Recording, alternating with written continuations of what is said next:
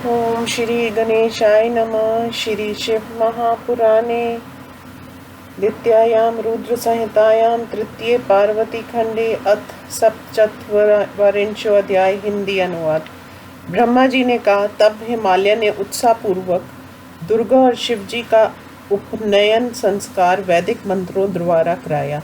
फिर विष्णु आदि देवता और मुनिजन गिरिराज हिमालय की प्रार्थना को सुनकर कुतूहल के साथ प्रवेश किए। वेदाचार और लोकाचार को यथोचित विधि से करके शिवजी द्वारा दिए गए आभूषणों से शिवा को विभूषित किया। पहले उसे स्नान कराया, फिर ब्राह्मणों की स्त्रियों तथा सखियों ने उसकी आरती की। 2 नए वस्त्रों को उसे पहनाया जिनसे वह शोभित हुई। उस समय वह हिमालय की कन्या शंकर की पत्नी शोभित हुई। उस समय उसने अनेक रत्न जटित सुंदर कंचुकी को धारण किया, उससे वह अधिक शोभित हुई। उसके बाद उसने दिव्य रत्न जटित हार को धारण किया और बहुमूल्य शुद्ध सोने की चूड़ियों को भी उसने धारण किया। वह सौभाग्यवती गिरिराज पुत्री तीनों लोकों की माता मन से शिवजी का ध्यान करती हुई वहीं बैठी हुई शोभित हो रही थी। उस समय दोनों ओर आनंददायक उत्सव मनाया जा रहा था। ब्राह्मणों को अनेक प्रकार के दान दिए गए जिनका वर्णन नहीं किया जा सकता। उस समय औरों को भी दान दिया गया। उत्सव के साथ गीत वाद भी वहां हो रहा था।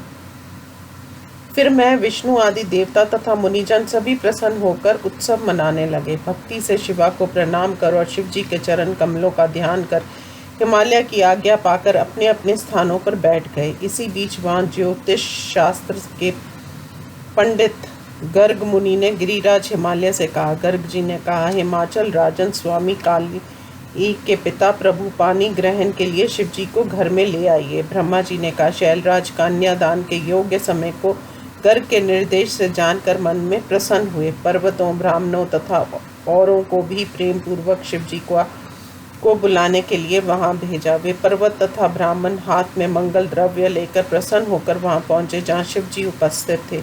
उस समय वेद मंत्रों के साथ वहां बाजे बजाने लगे और नाच गाने के साथ महान उत्सव मनाया गया।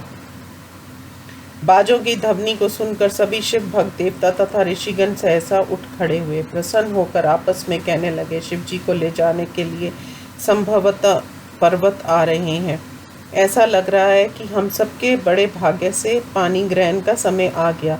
हम सब विशेष रूप से धन्य हैं जो आज संसार के कल्याणकर्ता शिव शिवा के विवाह को प्रेम से साथ देखेंगे। ब्रह्मा जी ने कहा, जब तक इस प्रकार की चर्चा हो रही थी तब तक पर्वतराज के मंत्री आदर के साथ वहां आ गए। उन्होंने आकर शिव तथा विष्णु आदि देवताओं से प्रार्थना की कि कन्यादान का समय हो गया है, आप लोग चलें। हे मुनि, वे सभी विष्णु आदि देवता इस बात को सुनकर मन में प्रसन्न होकर जय जयकार करते हुए हिमालय के घर शीघ्र पहुंचे। काली की प्राप्त होने की इच्छा से अत्यंत प्रसन्न हुए, किंतु उन्होंने प्रसन्नता का लक्षण प्रकट नहीं होने दिया।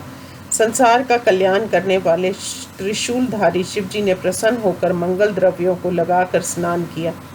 सबने उन्हें सुंदर वस्त्र पहनाए और लोकपालों ने नंदीश्वर पर सवार कराया। शिव जी को आगे करके वे सब हिमालय के घर बाजे बजाते और कुतूहल करते हुए गए।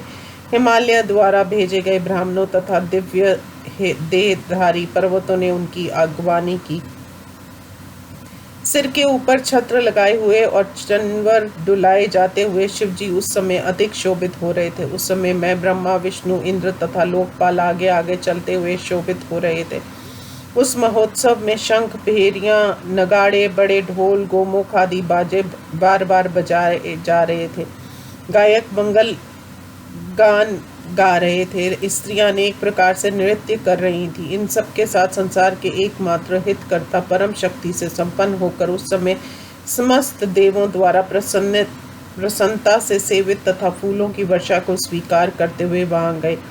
सम्मान के साथ शिवजी ने यज्ञ मंडप में प्रवेश किया। वहां उनकी अनेक प्रकार से स्तुति की गई। पर्वत श्रेष्ठों ने उन्हें बैल से उतारा और महान उत्सव तथा प्रेम के साथ उन्हें घर के भीतर ले गए। देवताओं के साथ अपने घर में आए हुए शिवजी को हिमालय ने भक्ति से विधिवत प्रणाम किया और उनकी आरती उतारी। सभी देवताओं, मुनि आदि को प्रणाम कर बड़े उत्साह के साथ अपने भाग्य की प्रशंसा करते हुए हिमालय ने उन सबका सम्मान किया। वह हिमालय विष्णु शिव आदि प्रमुख देवताओं को अर्घ्य पाद्य द्वारा सम्मानित कर अपने घर के भीतर ले गया और उसने ब्रह्मा विष्णु शिव आदि प्रमुख देवताओं को आंगन में रतन सिंहासनों पर बैठाया। मेना ने, उसकी सखियों ने, ब्राह्मणियों ने तथा सौभाग्यवती स्त्रियों ने प्रसन्नता से उनकी आरती उतारी। कर्मकांड के ज्ञाता पुरोहित ने शिव जी के हाथ से मधुपर्क आदि कृत्य विधिवत कराए। हे मुनि, मैंने पुरोहित को प्रस्ताव के अनुसार मंगल कार्य करने की प्रेरणा दी। उसने भी तदनुसार सब किया। हिमालय ने अत्यंत प्रेम के साथ घर के भीतर प्रवेश कर जहाँ समस्त आभूषणों से विभूषित वेदी के ऊपर बैठी वह कृशोदारी पार्वती शोभित हो रही थी, मेरे और विष्णु के साथ शिव जी को वहां ले आए। कन्यादान के योग्य लगन की प्रतीक्षा करते हुए बृहस्पति आदि देवता वहां आनंदित हो रहे थे। जहाँ घड़ी रखी थी वहां गर्गाचार्य बैठे थे। जैसे ही घड़ी समाप्त हुई वैसे ही ओम का उच्चारण किया। गर्गाचार्य ने पुण्य वाचन कर अपने हाथ से पार्वती की अंजलि में अक्षत डाले और उन अक्षतों को उसने शिव जी के ऊपर डाला। दही, अक्षत तथा कुशोदक द्वारा प्रसन्नचित मुखी पार्वती ने शिव जी की पूजा की, जिनको प्राप्त करने के लिए पहले शिवा ने कठोर तप किया था। पूजा के अवसर पर उन शिव जी को देखते हुए वे अत्यंत शोभित हो रही थी।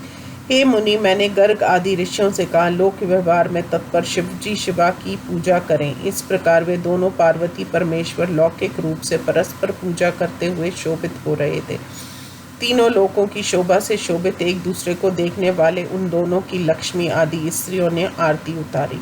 उसी प्रकार ब्राह्मणों की स्त्रियां और नागरिक स्त्रियों ने उनकी आरती की और शिव शिवा को देखती हुई वह सब प्रसन्न हुई। इस प्रकार श्री शिव महापुराण में हिमगिरि ग्रहाभ्यंतर मनोत्सव वर्णन नामक 47वां अध्याय समाप्त। ओम नमः शिवाय।